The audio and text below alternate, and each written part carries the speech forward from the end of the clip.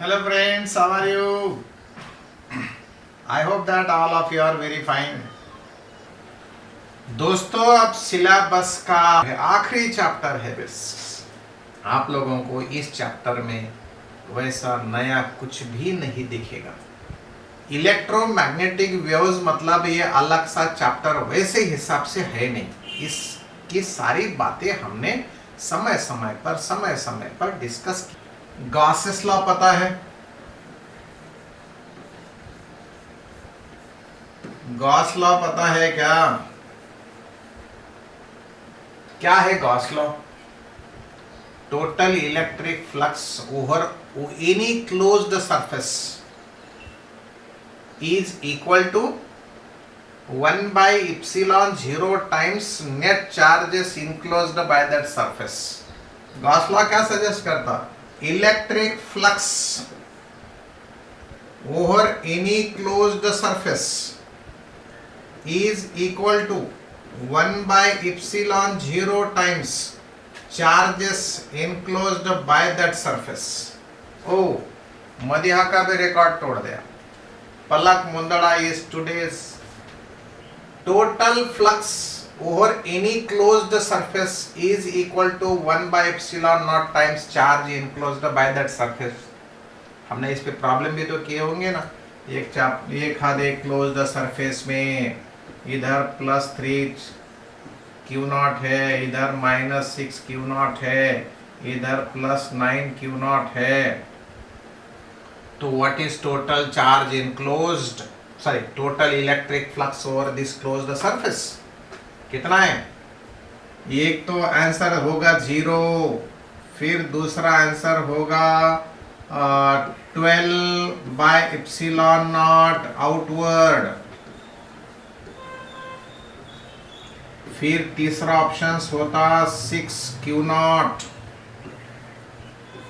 By epsilon not outward, फिर 6 Q not by epsilon not inward. ऐसे options होने के बाद आप लोगों को थोड़ा सा और एप्लीकेशन करना पड़ता है कि नहीं? ये तो आंसर सी है, आउटवर्ड है, क्योंकि पॉजिटिव चार्जेस है। If there were negative charges in dominant then that answer would have been or could have been negative, मतलब इनवर्ड होता था। दोस्तों, क्या मेरा ये फ्लक्स इलेक्ट्रिक फील्ड से कुछ रिलेशन रखता है? Electric field is equal to flux per unit area, है ना रे? है ना। हाँ, सो ये फ्लक्स होते हैं इलेक्ट्रिक फील्ड इनटू एरिया, है ना? तो ये इलेक्ट्रिक फील्ड और फ्लक्स के बीच में ये रिलेशन है। But you know that electric field is vector quantity, area is also vector quantity, and if area is open area then direction of area vector can be on both sides. अगर ये मेरा हाथ ऐसा area है, ये open area इधर से भी और इधर से भी, तो एरिया मेरा किधर से भी मैं पॉजिटिव ले सकता। Therefore, we shall write here E vector dot area vector। अगर मेरा ये एरिया छोटा सा है तो मेरा ये फ्लक्स भी छोटा सा होता और ये ऐसा होता। मैं डीए नहीं लिखता, एरिया छोटा सा लिखते समय डीएस एरिया लिखता। हा d5 आता तुम्ही म्हणताल की हे मग इकडे वेक्टर आहे, इकडे ना, this is scalar, this is number, pure number. I wrote here dot product. अब ये छोटा सा है, तो टोटल लेने के लिए मैं लिखता हूं यहां पर integration of electric field vector dot ds vector. हे क्लोज्ड एरिया आहे, तर इंटिग्रेशन क्लोज्ड लिहिताना आम्ही असं काहीतरी लिहित असतो, त्याला म्हणतात लाईन इंटिग्रल ऑफ। इंटिग्रल मतलब closed area. Closed integral, line integral is equal to area vector dot ds vector in equal to अपना वो Q बाय इप्सिलॉन नॉट। दोस्तों, गॉस का स्टेटमेंट जैसा था वो था फ्लक्स के भाषा में, ये स्टेटमेंट आया इलेक्ट्रिक फील्ड के भाषा में, और ये इक्वेशन दिया एक साइंटिस्ट, थियोरेटिकल फिजिसिस्ट था वो, और वो है मैक्सवेल। बोला, और मैक्सवेल ने ये इक्वेशन दिया, इसलिए इसे बोलते Maxwell equation of electrostatics, Maxwell equation in electrostatics. इन बोलो, आप बोलो, कुछ भी बोलो, है ना। मैक्सवेल का पहला इक्वेशन है। Is it okay? हाँ, अब बात करेंगे मेरे दूसरे बात की। दोस्तों, ये जो बार मैग्नेट है,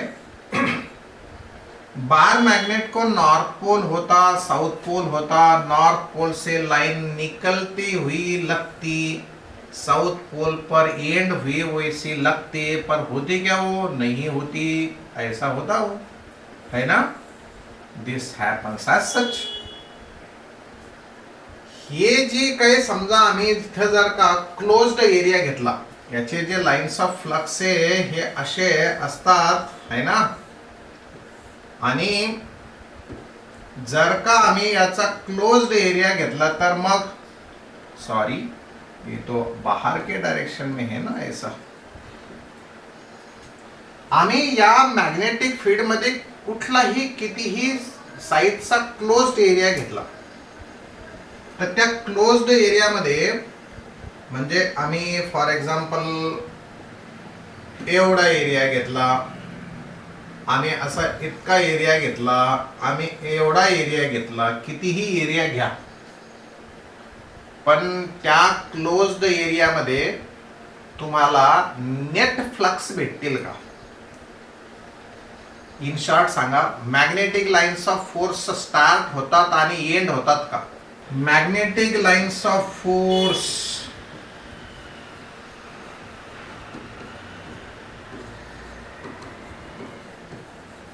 lines of force are loop lines, है ना। लूप लाइन्स आहे, स्ट्रेट लाइन्स नाहीत, लूप लाइन्स आहे, म्हणजे स्टार्टिंग आणि एंड पॉइंट नसतो। याचा अर्थ तुमच्या एरियामधून एखादी लाईन गेली असेल, म्हणजे एखादी लाईन बाहेर गेली असेल, तर 100% ती लाईन अशी मध्ये आली असेलच की नाही। म्हणजे जितक्या लाइन्स बाहेर जातात तेवढ्याच लाइन्स मध्ये येतील का नाही? अरे, एक दिवसभरात तुम्ही 1000 इनहेल केले, श्वास घेतला, तर तेवढ्याच वेळेस श्वास सोडताल की नाही? एक्सेल करताल की नहीं? क्या खाली इनहेल करते रहते? हाँ सर, फिजिक्स का क्लास शुरू होने के बाद हम एक्सेल करते नहीं, एक्सेल है ही नहीं, बस इनहेल इनहेल। तर दुनिया की रीत है, जितना लिया उतना दिया, है ना। इसीलिए तो जैसे हम खाली हाथ आते हैं वैसे खाली हाथ ऊपर चले जाते हैं, जितना लेते हैं इस लाइफ में उतना ही छोड़ जाते हैं। वही तो है मैग्नेटिक लाइन्स ऑफ फोर्स, जितने इस एरिया में आए हैं उतने ही इस एरिया में से बाहर चले गए। Integral of means line integral of electric फील्डच्या ऐवजी magnetic field over closed area is equal to कितना? जितना आया उतना चले गया, हाथ में कुछ भी नहीं रहा। This equation is given by again that eminent scientist Maxwell. So this is Maxwell's second law, Maxwell's law in magnetism. Earlier was Maxwell's law in electrostatics. अब तीसरा, भाई हमने इलेक्ट्रोमैग्नेटिक इंडक्शन में ये देखा है कि नहीं? देखा है क्या नहीं? बोलो, क्या है ये? Induced EMF is equal to rate of change of magnetic flux associated with the coil. अरे भाई, असल में मैग्नीट्यूड के बारे में बोल रहा हूं मैं। लेंजेस लॉ के साथ तो माइनस साइन आएंगे ना, नो डाउट। तो ये फैराडे ने दिया वाला है और लेंस ने अपनी माइनस साइन उसमें डाल दी, तो हमारे पास rate of change of magnetic flux associated with the coil gives you magnitude of induced EMF. परंतु तुम्हाला हे माहिती आहे का, इलेक्ट्रिक फील्ड म्हणजे negative potential gradient dV by dl or dV by dx, either or x ऐवजी L ले लें. Negative potential gradient is electric field. तो यहां मेरा dV मिलता है E with sign minus into this dl. दोस्तों पोटेंशियल डिफरेंस है स्केलर क्वांटिटी, इलेक्ट्रिक फील्ड है वेक्टर क्वांटिटी, तो फिर ये लेंथ भी तो वेक्टर क्वांटिटी होगी, वरना फिर ये स्केलर कैसे आएगा. इसका मतलब है ये डॉट प्रोडक्ट होना चाहिए, और ये क्लोज्ड पाथ है, फिर closed path. So this is small potential difference for small length. What will be total potential difference, मतलब EMF will be integral line integral of electric field dot dl. क्या फिर ये मेरा EMF, मेरा ये EMF compare हो सकता है कि नहीं. ये होने के बाद हमें मिलता है माइनस साइन चले जाएंगी, इलेक्ट्रिक फील्ड, ये EMF नहीं है, ये इलेक्ट्रिक फील्ड है, over any closed path is equal to d phi b by dt. बस थोड़ा इलेक्ट्रोमैग्नेटिक इंडक्शन का, थोड़ा इलेक्ट्रोस्टैटिक्स में का, और मिलके बन गया ये इक्वेशन. और ये इक्वेशन हमने नहीं बनाया, ये इक्वेशन मैक्सवेल साहब ने ही दिया. And he told that if there is a change of magnetic flux, there will be production of electric field. आणि इलेक्ट्रिक फील्ड जर बनली नसती तर पोटेन्शियल डिफरन्स बनणारच नाही, हे तर माहिती आहे ना आम्हाला, आम्ही शिकलेलो आहे की नाही सांगा बरं. असा एखादा रिजन, त्याच्यामध्ये मॅग्नेटिक फील्ड आहे, हा शिकलोत का नाही सांगा फक्त. तुम्ही नाही म्हणायचं आणि मी पनिशमेंट घ्यायची. एखादी मॅग्नेटिक फील्ड आहे, त्याच्यामध्ये असा एखादा इलेक्ट्रॉन आहे, समजा जर कधी असा एखादा इलेक्ट्रॉन असेल तिथं, आणि ही मॅग्नेटिक फील्ड आपण व्हॅरी केली, तर हा इलेक्ट्रॉन सर्क्युलर पाथ मध्ये रोटेट झालाय की नाही. हा मित्रांनो, हा इलेक्ट्रॉन डिस्प्लेस कधी होऊ शकतो, वेदर इलेक्ट्रॉन और पॉजिट्रॉन. क्या वो स्टेशनरी, क्या विदाउट इलेक्ट्रिक फील्ड ये मूव होता क्या, स्टेडी मैग्नेटिक फील्ड में वो मूव हो सकता है क्या. स्टेडी मैग्नेटिक फील्ड में मूव नहीं होता, क्योंकि force is equal to q v b. अगर वो मूव नहीं होता तो फोर्स नहीं गिरता, है क्या नहीं, बराबर है. मैग्नेटिक फील्ड वैरी नहीं होती तो भी उसके ऊपर चार्ज नहीं, सॉरी उसके ऊपर फोर्स नहीं ऍक्ट होता.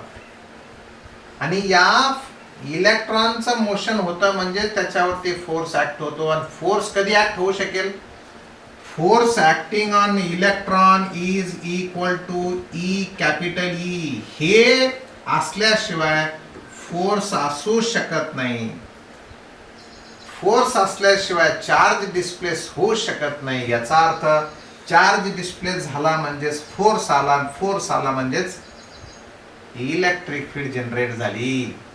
आणि इलेक्ट्रिक फील्ड जनरेट झाली ती किती, ती कशावर डिपेंड आहे, ती डिपेंड आहे म्हणजे याची मोशन कशावर डिपेंड आहे, तर या चेंज ऑफ मॅग्नेटिक फ्लक्स याच्यावरती डिपेंड आहे.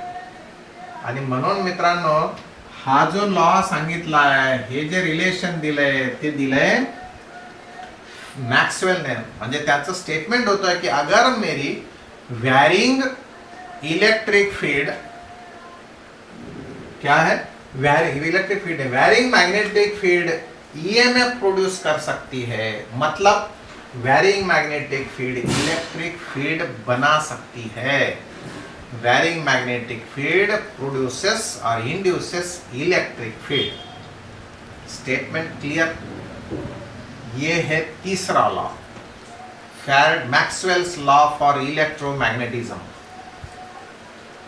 राइट। इसका मतलब है अगर तुम्हारी मैग्नेटिक फील्ड चेंज होती तो इलेक्ट्रिक फील्ड भी चेंज होती। अब लास्ट इक्वेशन के तरफ आने वाले हम अभी। Magnetic field of electric current में आप लोगों ने ये एम्पियर सर्किट लॉ देखा है कि नहीं? बोलो। एम्पियर सर्किट लॉ,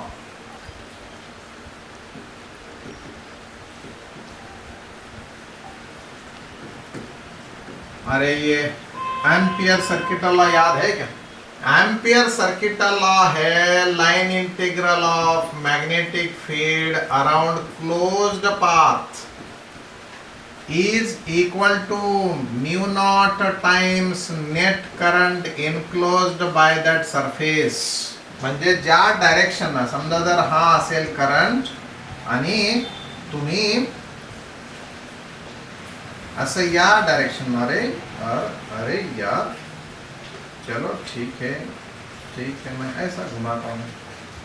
अगर तुम लोग ये ऐसा चले जाते हैं तो इधर से जाएंगे और अंदर से आएंगे, नहीं क्या? ये करंट कैरिंग कंडक्टर मैं ऊपर लेकर आता हूं, इसमें से आया कि नहीं?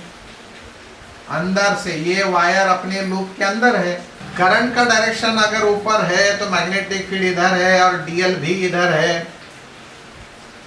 या दोघांमध्ये अँगल आहे 0, म्हणजे आम्ही आपला फॉर्म्युला तयार केला होता b dl cos of theta integration is equal to, ये 0 आहे, सॉरी कॉस ऑफ 0 1 आहे, हे डीएल म्हणजे 2 पाय आर आहे, म्हणून b into 2 pi r is equal to mu 0 I. आणि आमचा फॉर्म्युला तयार झाला होता, आठवत आहे का? Ampere circuit law.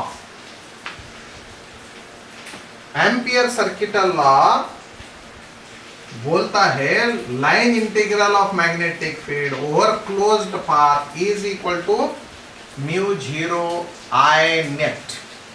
इसका मतलब कंडक्टर में से जो करंट जाता उसे हम लोग कहते आई।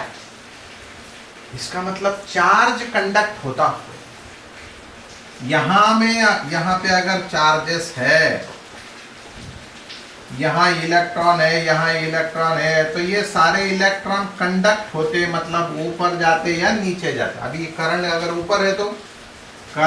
ऊपर है तो इलेक्ट्रॉन्स नीचे जाते, चार्जेस नीचे जाते, मतलब कंडक्ट होते। तो इस फॉर्मूले को हम लोग लिखेंगे कि line integral of magnetic field over closed path is equal to mu 0 I conduction. I net मतलब आई कंडक्शन, राइट। ये आई कंडक्शन आहे। पण झालं काय माहितीये का, एकदा असंच गप्पा मारता खेळता लहानपणी खेळत असेल मैक्सवेल, वो मैक्सवेल साहब कुछ प्रैक्टिकल करते, मैक्सवेल ने प्रैक्टिकल नहीं किया, उन्हें तो थियोरेटिकल बता दिया, लेकिन हर्ड साहब को वो प्रैक्टिकल करते समय कुछ बातें महसूस हुई। कैसी बातें देखिएगा, ये कैपेसिटर के प्लेट्स है और फिर हमारी ये वायरिंग है, ये बैटरी है और ये कनेक्शन कंप्लीट हुआ है।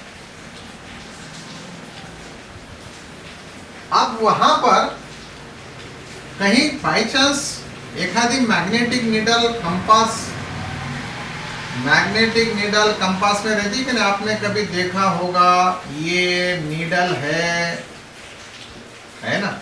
नीडल तो ऐसे नहीं बताते, नीडल को ऐसा बताते हम लोग, ऐसा ऐसा ऐसा ऐसा।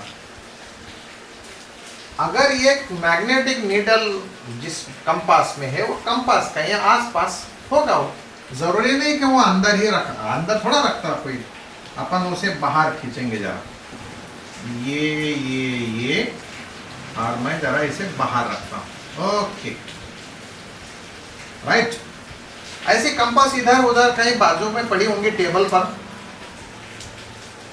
अब ये प्रैक्टिकल करते समय, मतलब कैपेसिटर को चार्ज करते समय या किसी सर्किट में कैपेसिटर होगा और बाजू में कहीं तो भी जो सर्किट अलग ढंग से अलग काम के लिए चालू किया होगा, as soon as you switch on this circuit, मतलब as soon as they may have switched on the circuit, this needle had shown momentarily deflection. Momentary मतलब इतना भी नहीं कि झट से जाए और वापस आए, पर डिफ्लेक्शन वो दिया होगा और डिफ्लेक्शन आराम से बाद में कम भी होता हुआ दिखाई देता भी और उस समय दिखाई दिया भी होगा।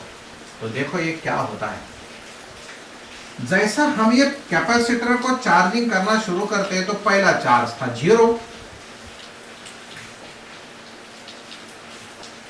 पहला चार्ज 0 है।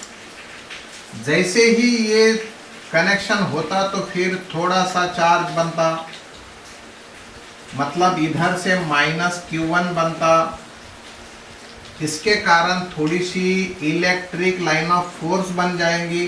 तुम बोलेंगे सर यहाँ पे बहता है कि नहीं नहीं नहीं, वो चार्ज तो यूनिफॉर्मली डिस्ट्रीब्यूट होता। तो मान लेंगे कि भाई ऐसा इतनी इलेक्ट्रिक फील्ड बन गई Q1 चार्जेस से। जैसा ही कनेक्शन कंप्लीट होता वैसा थोड़ा सा चार्ज इस प्लेट पर यूनिफॉर्मली डिस्ट्रीब्यूट होता, तो थोड़ी सी इलेक्ट्रिक फील्ड भी बनती, क्योंकि जैसा चार्ज वैसी इलेक्ट्रिक फील्ड की मैग्नीट्यूड। ओके, अब इसके बाद अगर ये चार्ज बढ़ता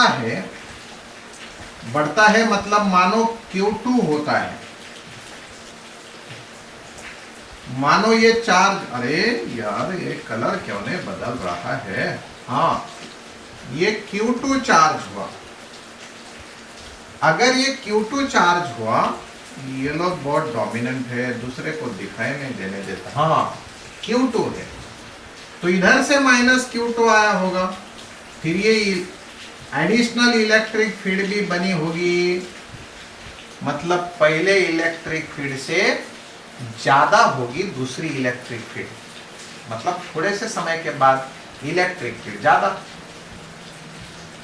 In short, we can say that during charging, electric field increasing. Charges जसे वाढते तसे इलेक्ट्रिक फील्ड वाढणार आहे, आणि जशी इलेक्ट्रिक फील्ड वाढली तसं या नीडलचं डिफ्लेक्शन दिसलं। मग ही सिच्युएशन अशी येणार आहे, म्हणजे टाइम आणि चार्जिंग किंवा टाइम आणि इलेक्ट्रिक फील्डचा ग्राफ जर काढला तर rate of increase of charge कम होता तो rate of increase of electric field भी कम, आखिर में ये कांस्टेंट हो जाएंगे। जैसे ही ये चार्जिंग कांस्टेंट हो गई, मतलब ये कैपेसिटर फुल चार्ज हुआ तो गैल्वामीटर ने, मतलब ये सॉरी कंपास ने डिफ्लेक्शन 0 कर दिया। और फिर क्या बात ध्यान में आ गई कि जैसे ही ये सर्किट ब्रेक किया, सर्किट ब्रेक करते ही ये नीडल ने डिफ्लेक्शन दिया, लेकिन अपोजिट डायरेक्शन में दिया। अब देखो फिर ये प्रैक्टिकल पर्पसली किया कि ये नीडल को अंदर लेकर आए, कनेक्शन तो कहीं है नहीं, फिर भी यहाँ पर डिफ्लेक्शन देता है। इसका मतलब आया कि अगर तुम्हारी varying magnetic field electric potential बना सकती है या इलेक्ट्रिक फील्ड बना सकती है, तो उल्टा क्यों नहीं हो सकता, वैरिंग इलेक्ट्रिक फील्ड भी मैग्नेटिक फील्ड बना सकती है, तो ही तो नीडल डिफ्लेक्ट हुई।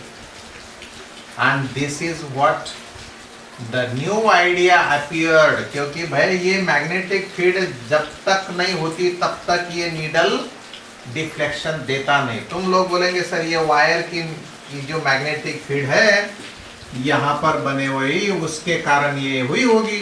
अरे भाई फिर हमने क्या किया, इस नीडल को यहां लाके बैठा दिया, नीडल को यहां लाके, मतलब वायर के एक्सिस पर, वायर के एक्सिस पर मैग्नेटिक फील्ड कितनी होती, वायर के एक्सिस पर मैग्नेटिक फील्ड कितनी होती, ये आप बताएंगे, मुझे पता नहीं है, 0 होती. मग इथे निडल डिफ्लेक्ट होईल का, होणार नाही, नियमानं व्हायला नाही पाहिजे, पण चार्जिंग करत असताना, डिस्चार्जिंग होत असताना निडल डिफ्लेक्ट तिथं सुद्धा झाली.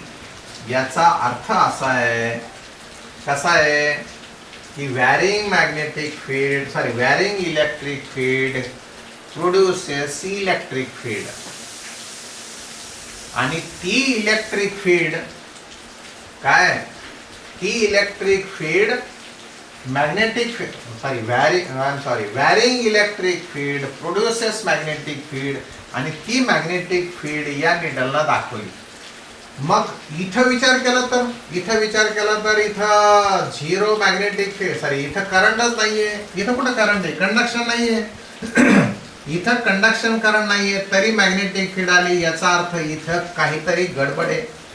आणि या इक्वेशन मधली गडबड सायंटिस्ट मॅक्सवेलनं दुरुस्त केली, आणि त्या मॅक्सवेलचं म्हणणं आहे की हे line integral of magnetic field around closed path is equal to not only this. हे ठीक आहे, हे चुकीचं काही नाही, पण याच्यात काहीतरी कमी आहे, आणि ते कॉम्पेन्सेट केलंय काय, इप्सिलॉन नॉट टाइम्स काय, पुन्हा काय केलंय, ये epsilon naught times D phi E by D T ना. परंतु इन शॉर्ट आपण ते थोडंसं पहिल्यांदा सांगू की या करंट मध्ये त्यानं ऍड केलंय डिस्प्लेसमेंट करंट. तर इथं पॉझिटिव्ह चार्ज, इथं निगेटिव्ह चार्ज मध्ये चार्जेस नसताना सुद्धा इलेक्ट्रिक फील्ड तिथपर्यंत जाऊ शकली, म्हणजे डिस्प्लेस झाली, आणि ती डिस्प्लेस झाली म्हणजे त्या करंटला नाव दिलं, कारण दिसत तर नाहीये, करंट दिसत नाही, पण मॅग्नेटिक फील्ड आली. आणि आमचं स्टेटमेंट आहे कुठे, magnetic effect of electric current मध्ये, whenever there is a magnetic field there is a electric current. वाक्य माझं पटलंय की तुम्हाला, बगैर इलेक्ट्रिक करंट का मैग्नेटिक फील्ड हो नहीं सकती. अरे ये पता है क्या, बगैर इलेक्ट्रिक करंट की मैग्नेटिक फील्ड हो नहीं सकती, पर यहाँ मैग्नेटिक फील्ड तो आ गई, वहाँ इस करंट, इस वायर के कारण मैग्नेटिक फील्ड नहीं होती क्योंकि वहाँ 0 होती, एक्सिस पे है. इसका मतलब कोई तो भी हिडन करंट है, उस हिडन करंट को नाम दिया मैक्सवेल साहब ने डिस्प्लेसमेंट करंट.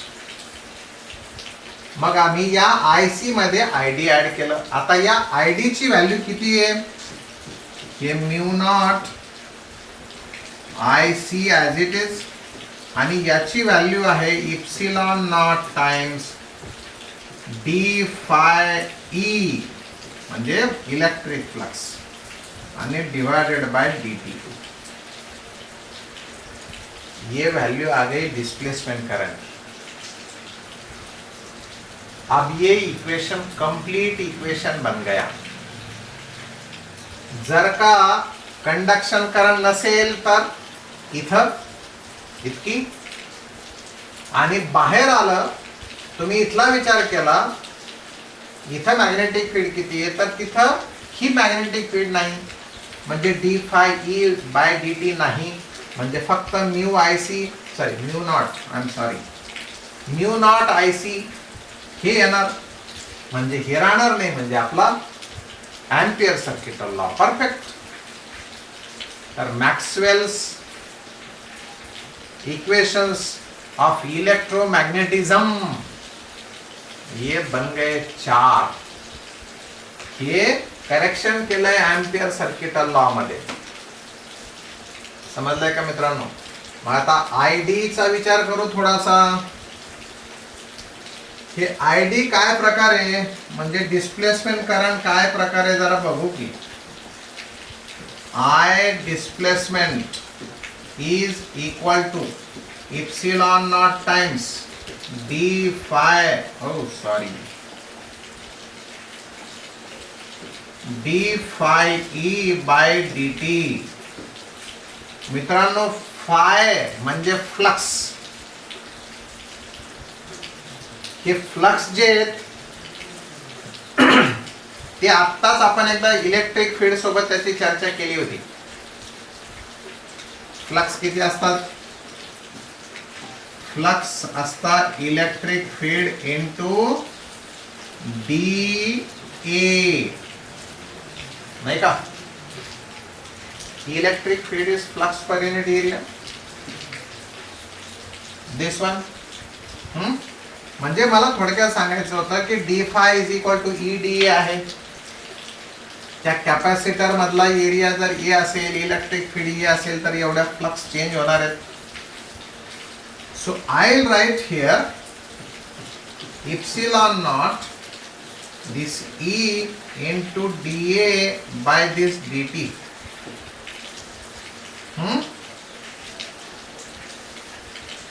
इलेक्ट्रिक फील्ड आणि चार्जेस यांचं रिलेशन आता तुम्हाला हे माहिती आहे का? या कॅपॅसिटर प्लेट मध्ये ही जी इलेक्ट्रिक फील्ड असते ती किती असते? इलेक्ट्रिक फील्ड असते सिग्मा बाय इप्सिलॉन नॉट असते का? इलेक्ट्रिक फील्ड असते सिग्मा बाय इप्सिलॉन नॉट का नसतं? म्हणजेच इप्सिलॉन आणि ई, इप्सिलॉन नॉट आणि ई म्हणजे sigma. So I will write here sigma into D A by D t. Friends, ये जो सिग्मा है वो है चार्ज पर यूनिट एरिया.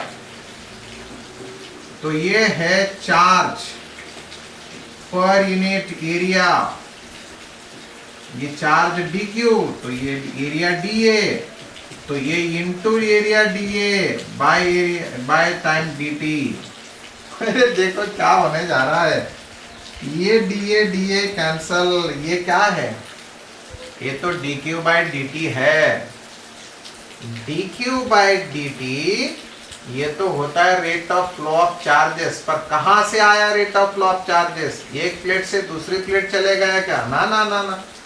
ये तो बस कंडक्टर हुआ है, उस वायर में कंडक्ट हुआ है वो. ये वायर में से आने वाला चार्ज है D Q by D T. और D Q by D T को कंडक्शन करंट भी तो बोलते हैं हम लोग. एंड देयरफॉर भले हमने यहाँ लिखा है आई डी, पर आखिर में इधर राइट साइड में आया क्या? क्या आया? ये I D is equal to ये कंडक्शन करंट तो आया. And this is how you will remember काय? Conduction current is equal to displacement current. Understood? Hello, mike check. Hello. हाँ, अरे पटलंय ना. Displacement current is equal to conduction current. पण हा जो डिस्प्लेसमेंट करंट आहे तो त्या प्लेटच्या एरिया मधून असा युनिफॉर्म जातो, कारण की चार्जेसचं डिस्ट्रीब्युशन युनिफॉर्म होतं, म्हणून करंट डेन्सिटी युनिफॉर्म असते. काय? करंट डेन्सिटी युनिफॉर्म असते. म्हणून displacement current is directly proportional to area. Displacement current is directly proportional to area of plate.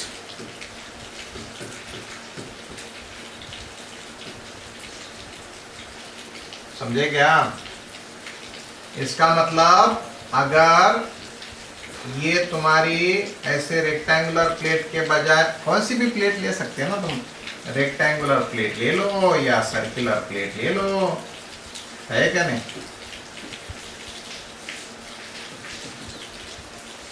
ये अगर चार्जिंग करते समय कहीं एखादे पर्टिकुलर टाइम पर करंट आया है तो ये पूरे एरिया में डिस्प्लेसमेंट करंट कितना आई ही है, I displacement is also I, क्योंकि हमने अभी प्रूव किया है I displacement is equal to I conduction. Sorry, now अगर ये हम अलग एरिया लेते तो समजा हा मी असा एवढाच एरिया घेतला असता तर एवढ्या एरियामधून किती, म्हणजे मला तुम्हाला सांगा लागेल का हा एरिया किती आहे. समजा हा माझा एरिया 3/4 आहे. A dash is equal to 3/4 of original area. So what will be the displacement current through that area? एवढाच एरिया ठेवला तुम्ही आता, म्हणजे काय केलं, प्लेट कट केल्या सगळ्या बाजूने आणि फक्त एवढाच एरिया ठेवला. This area is 3/4 of original area. तो फिर कितना होगा कंडक्शन, सॉरी कितना होगा डिस्प्लेसमेंट करंट.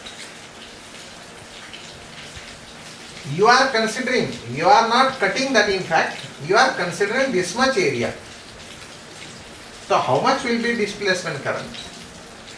हा पूर्ण कट नाही केला तुम्ही, कट केला तर मग परत डिस्प्लेसमेंट करंट आणि कंडक्शन करंट तेवढाच येईल. हॅलो मित्रांनो, कंडक्शन करंट आणि डिस्प्लेसमेंट करंट सारखं कधी असतं, जर या प्लेटचा एरिया तेवढाच असता तर. या होल एरियामधून, पूर्ण एरियामधून जाणारा करंट आहे, पूर्ण एरियामधून जाणारा करंट आहे आय. आता मी आय डी डॅश विचारलंय तुम्हाला, किती असेल, तर तो असेल 3/4 ऑफ कंडक्शन करंट. समजलंय का? हॅलो फ्रेंड्स, अरे छोटासा प्रश्न आहे पण ऑब्जेक्टिव्ह टाइपला येतोय. हा हॅलो,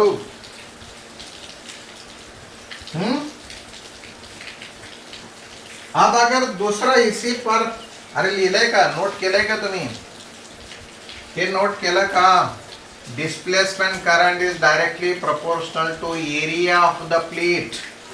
केलंय ना? हा हा हा हा. मग जर का समजा या कॅपॅसिटरच्या प्लेट्स सर्क्युलर आहे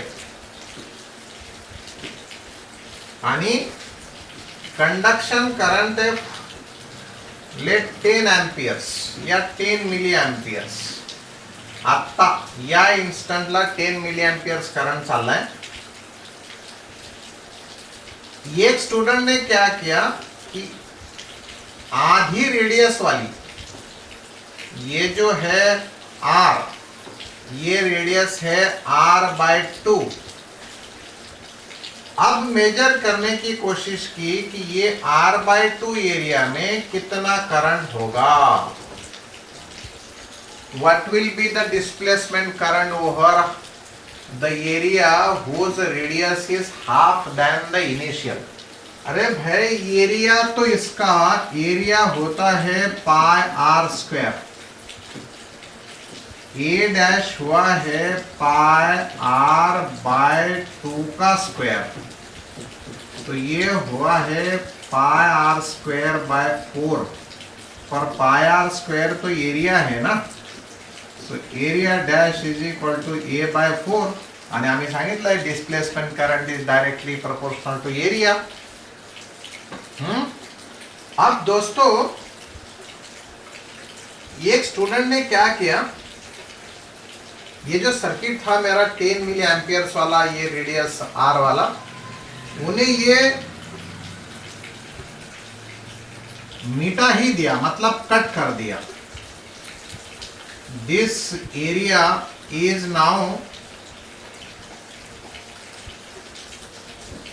ये कट कर दिया, ये भी कट कर दिया।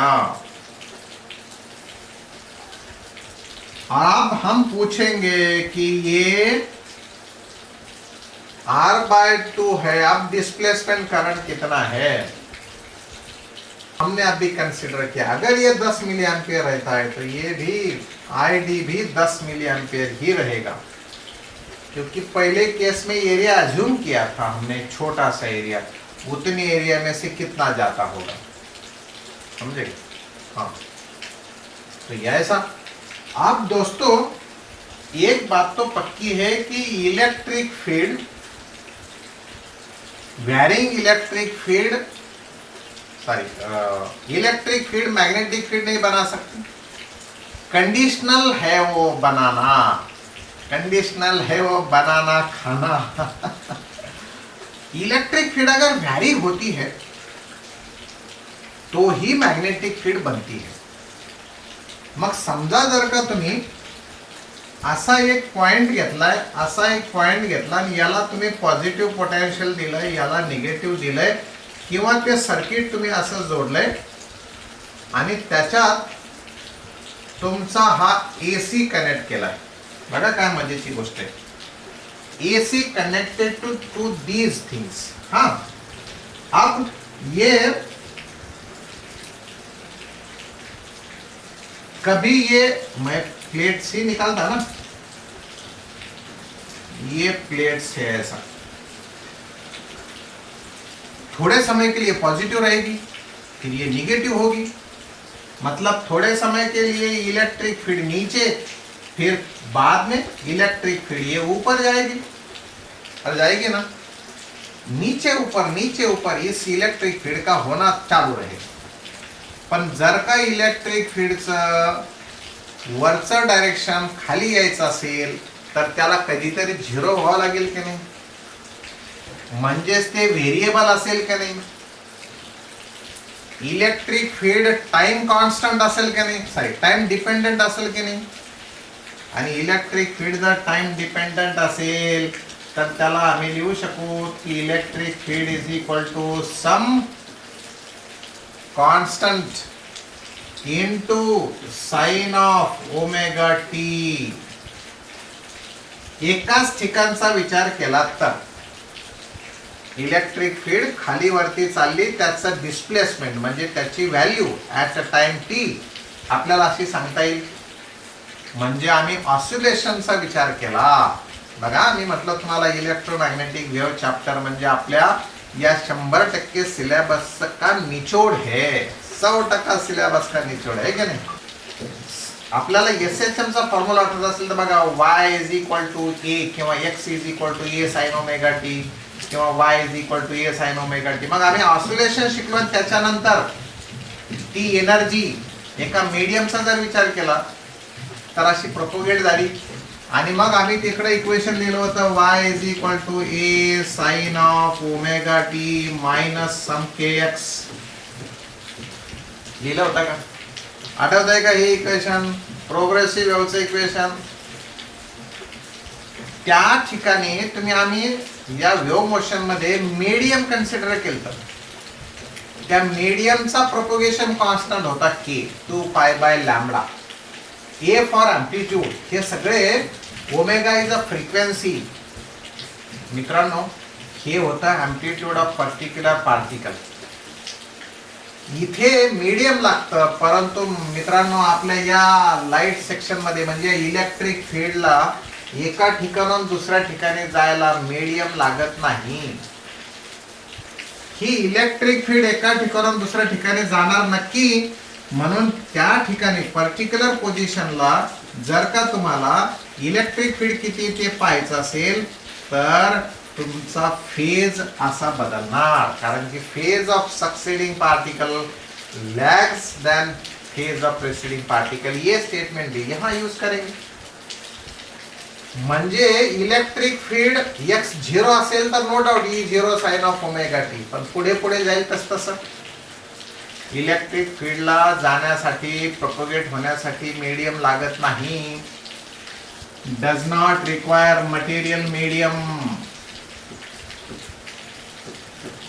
Does not require material medium.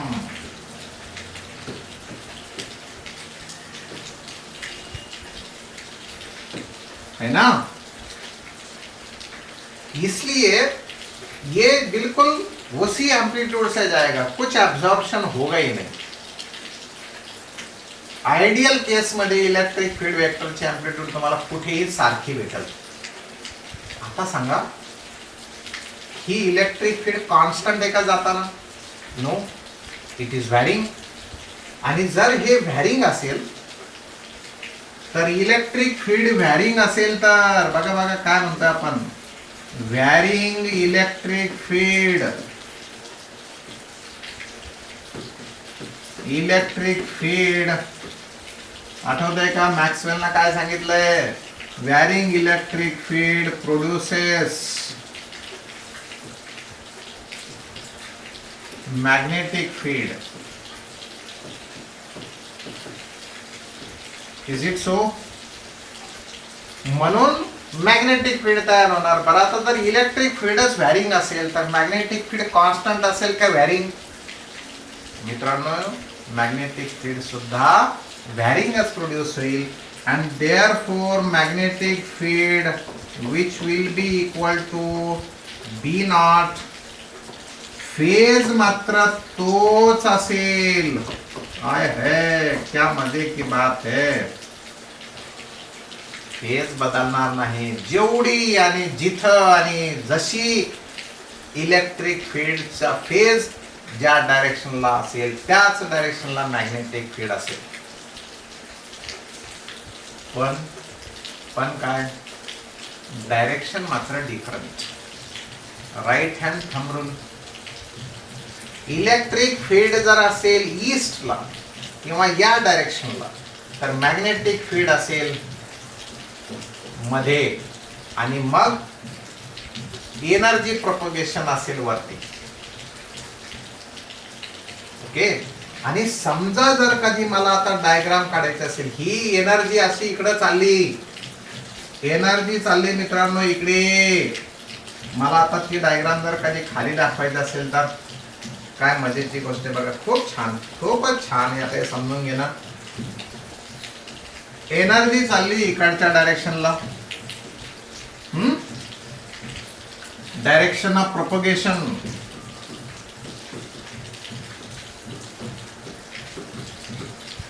Direction of propagation.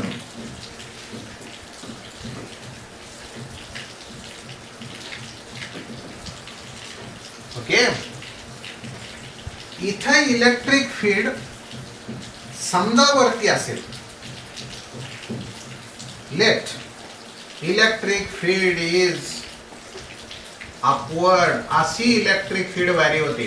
परंतु तुम्हाला माहिती आहे omega T minus K X आहे फेज. याचा अर्थ त्याची व्हॅल्यू आता कमी पण होणार आहे. आणि ही व्हॅल्यू कमी होणार आहे म्हणजे ती असं होणार आहे. आणि साईनची व्हॅल्यू निगेटिव्ह पण जाते. म्हणून मला तो इलेक्ट्रिक फील्ड वेक्टर असा पण होताना दिसणार आहे. म्हणून मला त्याची साइन वेव्ह दाखवावं लागणार आहे. This one. आता या मोमेंटला इलेक्ट्रिक फील्ड इतकी आहे, नंतर अशी इतकी आहे, अशी मॅक्सिमम आहे, परत डिक्रीज व्हायला सुरू झाली, ही 0 आहे, नंतर डाउनवर्ड आहे लाइक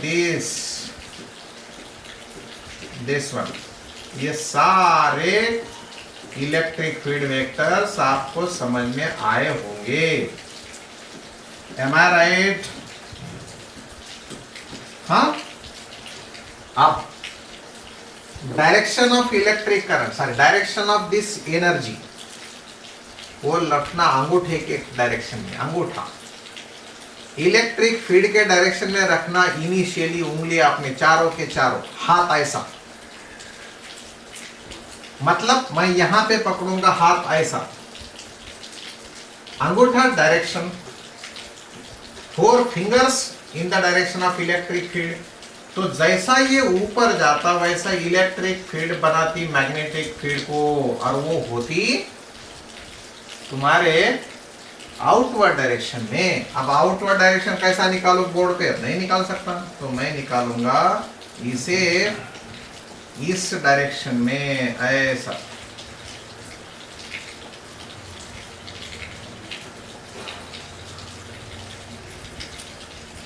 दिस वन, मतलब जितनी इलेक्ट्रिक फील्ड है उसके हिसाब से मैग्नेटिक फील्ड।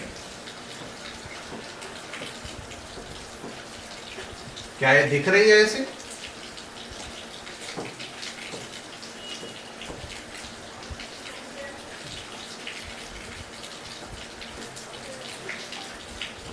हाँ, आप दिखाई देंगी, है ना?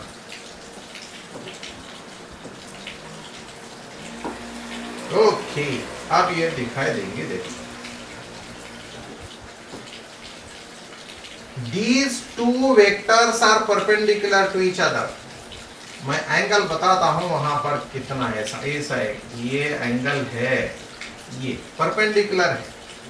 Electric field and magnetic field are perpendicular to each other and perpendicular to direction of propagation of wave. समझ गए? Electric field vector cross magnetic field vector gives you direction of ray of light। ये रे है, electromagnetic wave है। Electric field, magnetic field और wave. अब ये इधर के डायरेक्शन में होगी लाइक दिस, मतलब ये वाली इलेक्ट्रिक फील्ड, ये वाली इलेक्ट्रिक फील्ड ऐसे इधर, और ये ऐसे इधर, और ये ऐसे इधर, मतलब ये ऐसी होगी। इस इलेक्ट्रिक फील्ड के कारण ये, मतलब उंगलियां नीचे अब जाएंगी अंदर, अंगूठा राइट साइड, ये राइट हैंड रूल, इसको ये परपेंडिकुलर, फिर ये फिर वापस इधर आएगी लाइक दिस ऐसा। तो ये मैग्नेटिक फील्ड का, ये मैग्नेटिक फील्ड लाइक दिस। अब एक्सप्लेन करना बहुत ज्यादा जरूरी है क्या? मेरी इलेक्ट्रिक फील्ड और मैग्नेटिक फील्ड परपेंडिकुलर एक दूसरे को, और वो दोनों में perpendicular to direction of propagation of wave. So this is how electromagnetic wave is generated by varying electric field। हम इलेक्ट्रिक फील्ड को वैरी करते, मैग्नेटिक फील्ड ऑटोमेटिक बन जाती। मैग्नेटिक फील्ड को वैरी करना जरूरी नहीं होता, वो ऑटोमेटिक वैरी होती, because it depends upon electric field. तो क्या ये बात आप लोगों को थोड़ी बहुत समझ में आई क्या? ये डायरेक्शन समझ में आया क्या? हाँ, थोड़ा बहुत। डायग्राम बहुत अच्छी नहीं होगी मेरी, लेकिन मुझे ऐसा लग रहा है कि ठीक ढंग से निकली है डायग्राम आज मेरी, ठीक ढंग से, है ना? Direction of propagation. मग आता या पाथ मध्ये आम्ही जर एरिया हमने कुछ एरिया कंसिडर किया तो इलेक्ट्रिक फील्ड चले जाती कि नहीं? अच्छा, electric field vector automatic generate होता है क्या? ना, इलेक्ट्रिक फील्ड वेक्टर तो इस चार्जिंग को वैरी करना पड़ता। चार्जिंग अगर वैरी होती है तो क्या ऑटोमेटिक होती है क्या? नो, वो एसी जनरेट करना पड़ता। एसी ऑटोमेटिक जनरेट होती का? नहीं, वो तो कॉइल को घुमाना पड़ता इलेक्ट्रोमैग्नेटिक इंडक्शन में। अच्छा, कॉइल ऑटोमेटिक घूमती क्या? ना ना ना, उसे तो घुमाना पड़ता है एनर्जी देकर, मतलब energy transferred from one form to another. तो क्या हम ऐसा बोल सकते हैं क्या? दिखने को यहाँ इलेक्ट्रिक फील्ड है, पर असल में वो एनर्जी है क्या नहीं? अरे सर्वसाधारण माणसाला ती इलेक्ट्रिक फील्ड, मॅग्नेटिक फील्ड दिसेल, परंतु तुम्हाला आम्हाला ती एनर्जी दिसणार। आणि ती एनर्जी किती? तुम्हाला माहिती एनर्जी डेन्सिटी कुठला फॉर्म्युला एनर्जी डेन्सिटीचा तुम्ही म्हणताल अरे बापरे हे चॅप्टर नाही शिकलं तर चांगलं होईल.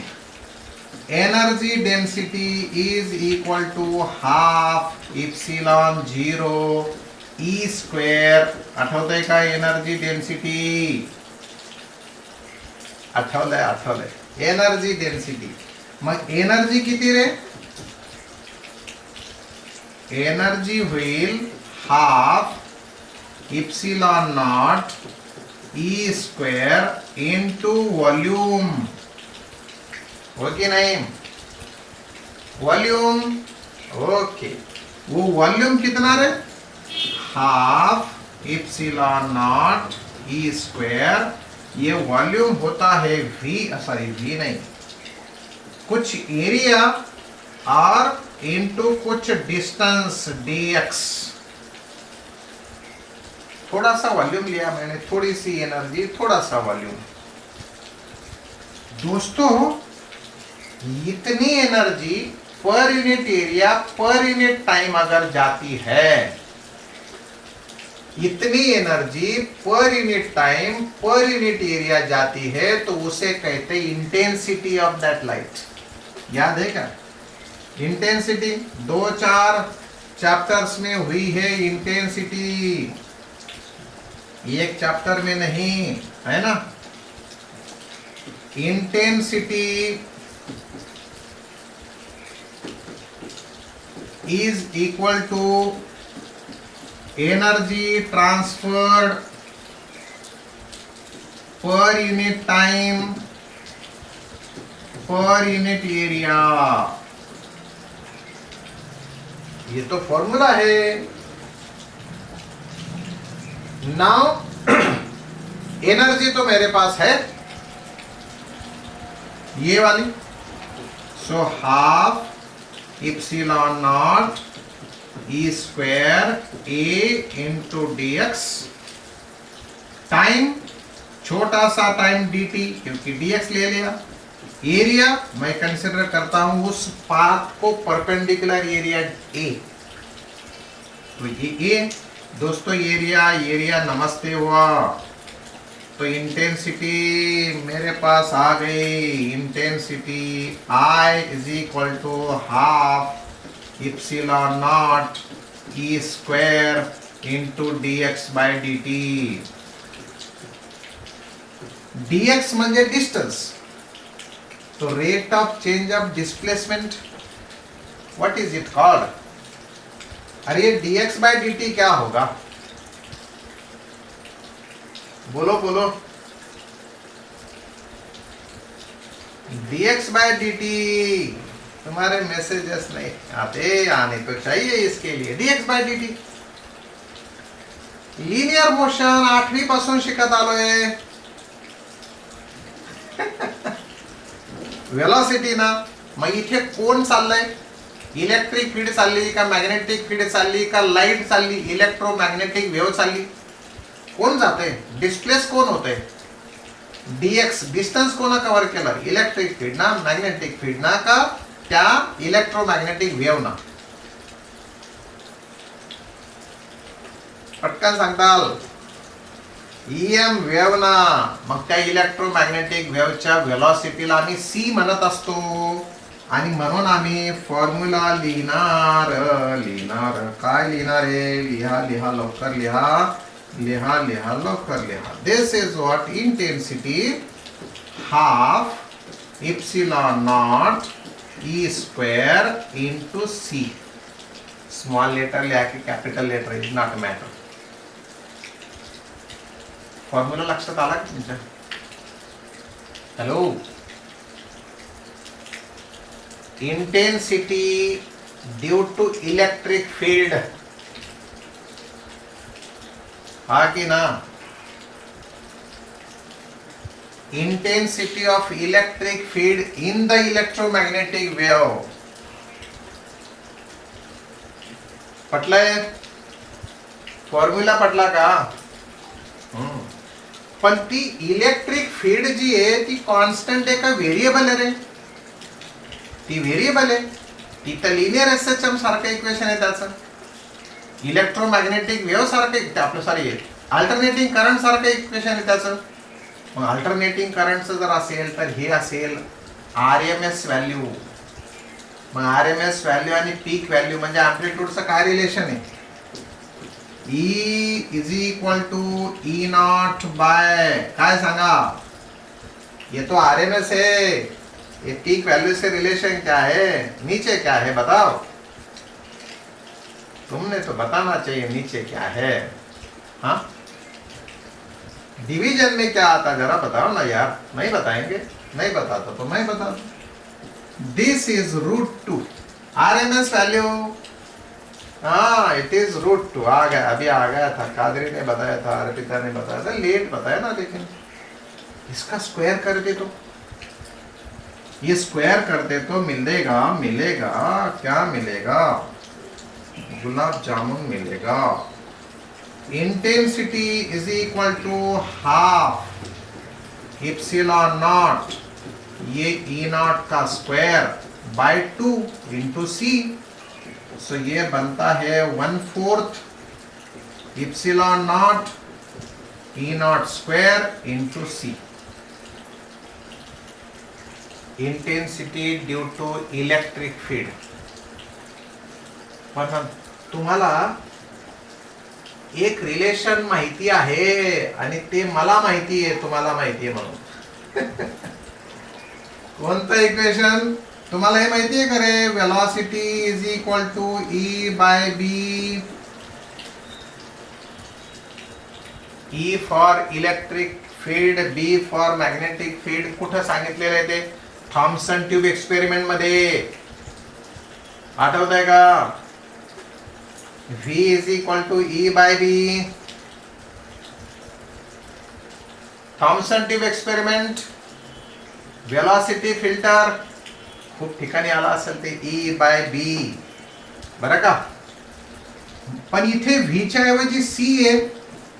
Velocity E/B. What will be E is equal to B into C होगा क्या नहीं? तो फिर मेरी ये इंटेंसिटी होगी हाफ भी लिख सकते, 1/4 भी लिख सकते. मैं पहले हाफ लिखूंगा.